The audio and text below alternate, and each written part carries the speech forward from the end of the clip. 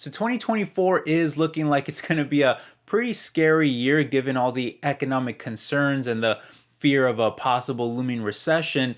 And at the very least, I think it's setting up to be a very volatile year for the stock market given all of the economic uncertainty. However, these periods of volatility are some of my favorite to go dividend hunting because when stock prices are going down, a lot of times that means that dividend yields are going up. And so in today's video, that's exactly what we're going to do. I'm going to throw 6 of my absolute favorite dividend stocks at you guys that I think are trading at very attractive prices right now for the future. And to make it even more interesting, I'm specifically choosing 2 lower risk, 2 medium risk, and 2 higher risk options to show you a more added variety. Now, just keep in mind there is always significant risk with any stock investment in the market, so please do your own research and make your own decisions. But if you appreciate the work that I put into these videos and you want to support me, help keep the channel alive, then please consider subscribing, hitting that like button. And if you want to go above and beyond, you can support me on Patreon, where you also get some cool perks in return, like access to our community Discord, where I'm even building a brand new stock portfolio from scratch that you can follow along with too. But let's not waste any more time, guys. It's time now to talk about my 6 favorite dividend stocks at today's prices for the long term. Let's jump straight into it. All right, and starting first here with our 2 lower risk options first. One of those 2 is going to be the food and beverage giant PepsiCo, ticker symbol PEP, which I often include in these types of videos for very good reason. I mean, over the years, PepsiCo has proven to have a very large and very resilient business across snacks and beverages that not only help them survive even the worst kind of economic conditions, but it's also the reason why they've been able to not just pay, but actually grow their dividend every single year for over 5 decades in a row, reaching dividend king status. And really, that alone should make this a dividend stock worth considering. But on top of that, the yield is currently at a very attractive point, which, by the way, anytime that it hovers above 3% like it is now, I generally consider that a good time to be buying PepsiCo stock. See, Pep stock rarely ever dips, hence the lower risk. However, it's currently going through a decent little dip right now of about 16%, which does make it considerably cheaper than its own 5-year PEG average by over 26%. And while it is still higher than the sector, that's pretty much always the case with PepsiCo because they're just such a market leader. Now, perhaps a better comparison would be to the ultra popular Coca-Cola company, which is famously owned and praised by the great Warren Buffett and alone commands almost half of the entire soft drink market in America.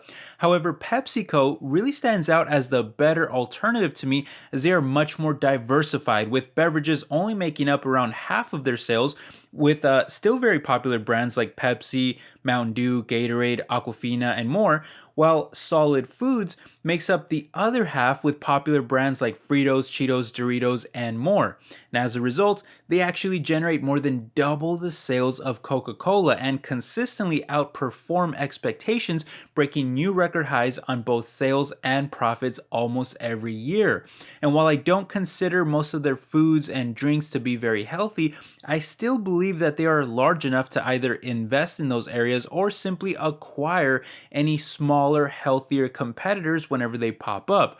Like, for example, when they launched the bubbly sparkling water brand, or acquired the SodaStream brand, or acquired the Health Warrior protein brand, or launched the High-Low Keto chips brand. And there's several more examples just like that. But overall, I just think there's plenty more of these positives to come in the future, which makes PepsiCo a stock worth investing in, or at least considering, and I plan to hold it well into retirement myself. All right, moving on, I should say, to the second lower risk option. This one is very easy for me. I'm going to go with the medical device giant Medtronic, ticker symbol MDT, which I've been buying heavily recently as they continue to trade at just an outright ridiculous price, having now lost about half its entire value, mostly because of the broader healthcare environment where less people have been getting elective procedures done, which actually sent many hospitals into bankruptcy during the height of the pandemic. But for Medtronic to now be trading not just lower than the pandemic lows, but even lower than almost any other time in the past decade, it makes zero sense to me, guys. First of all, sales have now more than doubled during that time. And while there was a dip in 2020 and 2023 for, again, very legitimate macro, reasons, economic and specific to healthcare, that have really nothing to do with Medtronic's own execution, well, the fact is that we're already seeing a clear recovery take place, with sales expected to return to their typical mid-single digit growth in the coming years. And even last quarter, we already saw solid organic growth in every single one of their segments, which was even higher than the broader medical device market's growth, despite them being the global leader with the most market share. Plus, they're investing in new growth opportunities for long-term growth, specifically in surgical robotics and artificial intelligence, which are both the clear future of healthcare. In fact, AI is already the highest growth part of healthcare at a massive 37% annual growth rate, and Medtronic is doing everything they can to be a leader of it by integrating AI into their own devices and services. For example, Medtronic is the only company with FDA clearance for a spine surgery predictive model that is used in their next-gen unit spine analyzer. They've also built the first-to-market AI-powered polyp detection system for faster cancer treatment, which recently made Fortune's Change the World list of revolutionary products, and they even partnered with NVIDIA to expand their work in AI even further, like with their new AI Access platform that allows developers to test various AI models in a medical environment before later being integrated into Medtronic's own devices. How crazy is that? Anyway, all of these are very big deals in my opinion that I feel investors are just not paying enough attention to, and because of the short-sightedness of the market, the stock now trades over 20% cheaper than the sector and over 30% cheaper than their own 5-year average on a PE ratio basis, while the dividend has also climbed to one of its highest yields that I've ever seen in it at almost 4%, with also close to 5 decades in a row of consecutive growth. In other words, PepsiCo is already a dividend king, Medtronic will soon be one too, and I just think both are great kind of lower risk pickups in terms of dividend stocks for the long term. With that said though, it's time to crank up the heat a little bit and add some risk to our list of dividend stocks here. So for the first of the two medium risk options, I'm going with the biotech pharmaceutical giant Bristol Myers Squibb, ticker symbol BMY, who may not get talked about as often as other biotech stocks like Pfizer or Moderna because of the, pandemic. But in my opinion, Bristol Myers is a great alternative without being so heavily dependent on the pepperoni V-shot, which has of course been falling in demand. That's not to say, though, that Bristol doesn't face their own unique challenges too, though, namely several of their drugs facing patent expiration, which they recently told us that they'll be needing at least another year before some of their newer drugs will start to offset some of those losses. And as a result, investors actually crashed the stock, causing it to lose almost 40% of its entire value. But in my opinion, I feel that this is setting up to be a pretty solid buying opportunity here for anyone not already in the stock. Because first of all, Bristol Myers has historically relied on acquisitions to fuel growth, and this time is looking no different, as just in the past year alone, they've already acquired Turning Point Therapeutics for over $4 billion and Mirati Therapeutics for close to $6 billion, both of which will be strengthening their pipeline of future drugs and treatments, with over 45 already in development, and many of those have also reached phase 3 trials, especially in oncology, which is why you see a dip in sales right now, but a recovery should be following shortly after, which all the meanwhile, you're left with a dirt cheap valuation that is more than 50% cheaper than the sector on a PE ratio basis, and a mouth-watering dividend above 4.5% that has been increased every year for over a decade, and also carries a very low payout ratio below 30%. You add all of that up, and I think Bristol Myers is a great balance of value with just a tolerable amount of risk that still leaves it as one of the better kind of all around dividend stocks here to consider. And especially the more that it falls, I'm going to be picking up shares. All right, now for the second option of medium risk, I just mentioned Pfizer being too dependent on the pepperoni V shot, but even here, I think it's also presenting a decent buying opportunity as the falling demand for shots has caused the stock to crash by more than half its entire value, as Pfizer themselves are only projecting a V rate of less than a quarter of the American population this year. But does that justify such a gigantic crash? I don't really think so. I mean, putting any kind of personal feelings aside about the company or any controversies going on, I just think that the stock itself is super attractive from purely an investment perspective alone right now. I mean, look at some of these numbers. Even at just a 24% V rate, that's still more than 82 million people in America. And while sales have crashed by a gigantic amount coming off the pandemic, they'll still be around 50% higher next year than pre-pandemic levels. Yet the stock is actually much lower today by a huge amount.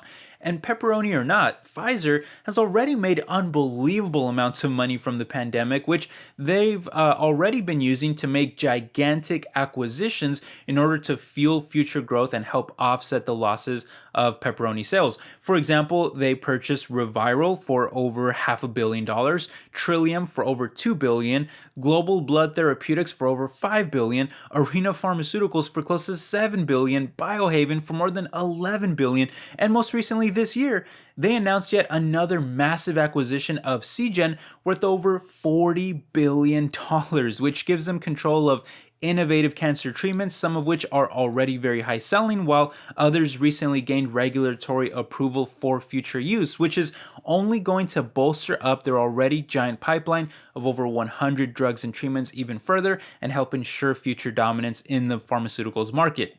Yet, because of the massive crash, the stock is actually trading at a forward PE ratio of only 9. That is less than half the sector median. And it's also left it with a mouth-watering dividend yield that is at the highest it's been in over a decade and more than 5.5%, with also more than a decade of consecutive growth too. So I just think that the stock here, it might be a steal at these prices if I'm thinking long term on it. All right, guys, that's going to leave us now, though, with the final two stocks of the list. These will be the highest risk of the bunch. And first up here, I'm going with a stock that I wouldn't normally consider high risk if it wasn't for the high chance of recession. But that is the big bank US Bancorp, ticker symbol USB, which has now fallen by close to half its entire value and is not only trading at one of the lowest prices in the past decade, but it's also lower than even the pandemic lows, which was technically a recession, by the way. So to trade even lower or this low today, I mean, that just doesn't make any sense at all to me, especially considering the cheap valuation and the giant dividend, as it's now trading close to 10% cheaper than the sector and 40% cheaper than their own 5-year average on a PEG ratio basis, while the dividend has also risen to one of the highest levels in history at over a 5.6% yield with over a decade of growth. Guys, I understand the fear with bank stocks right now, but this is the 5th largest bank in America. They're just not likely to go under anytime soon. And in fact, even with the horrible macro conditions, they actually beat last quarter estimates, posting loan growth of more than 10% while also keeping their expenses flat. And at a time when most other banks are only growing by net interest income because of the rising interest rates, USB was actually one of the very few that grew their non-interest income too. And when compared to the others among the big five, USB also has a good return on assets. They have the second best return on equity, only behind JP Morgan Chase, which in my opinion is the best run bank out there.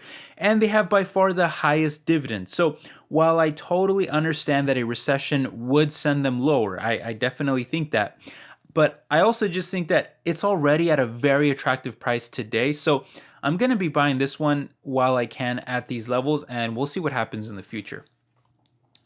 Finally, though, for the last stock of the list, another high-risk option here, I gotta go with Verizon, ticker symbol VZ. And look, I get a lot of comments calling this a bad stock, which I totally understand the negative sentiment, given that it's now crashed down to the lowest levels in over a decade. It's been a horrible performing stock. But like the other ones on this list, where there's disaster, I think there can also be opportunity, especially if the company itself has any kind of value or special moat to it. And in my opinion, Verizon has exactly that, thanks to their superior quality of service, having won a record breaking almost 200 JD Power awards in the past 20 years, which no other competitor even comes remotely close to that. And all the meanwhile, they've been investing heavier into building out one of the biggest 5G wireless and fiber internet networks in the world these recent years. Now, the drawback is that all of those investments have been a drag on profits and ballooning their debt, and it's at a time when the broader telecom market is in a bit of a downturn too, as Verizon's EPS has not only been about flat over the past 5 years, but it's also expected to be flat in the coming years as well. But overall, I just think that it's already a pretty solid package anyway, especially compared to the rivals. I mean, last quarter, for example, we already saw some signs of life as Verizon lowered their capital expenditures by over $1 billion in the trailing 9 months, which helped them grow their free cash flow by more than $2 billion as well, which in turn also makes their massive dividend a little safer and more sustainable here at just around half that amount. That's great news for me since the dividend is my favorite feature of the stock, having now climbed to just about the highest level I've ever seen in it at over 7.5%, with also about 2 decades of consecutive growth. Plus, when compared to AT&T and T-Mobile, Verizon is not only larger by sales, but they generate more profit by free cash flow too, and yet the stock actually trades cheaper than the sector by over 50% on a PE ratio basis, despite them being the clear market leader in both size and quality. There's many reasons to be cautious about Verizon stock given the very high levels of debt, the low growth, and even the rumors circulating about Amazon possibly becoming a rival in the future too. But overall, as an entire package, I just think that at today's prices, Verizon stock looks very attractive, especially as a dividend play. So I'll be picking it up while I can at these levels. But anyway, that's going to do it for our list today. I'd love to hear what you all have to say about these down below in the comment section. Do you own any of these stocks? Are there any other dividend stocks that you think should have made the list instead of any of these? Let me know down in the comment section. I'd love to hear those suggestions. I can even make a future video on some of those too. So let me know down there. But thanks again for stopping by, my friends. I wish you the best of luck in the coming year with any investing decisions you make and just life in general. I hope you're all doing well, and I will catch you in the next video. Take care, everybody. Bye-bye.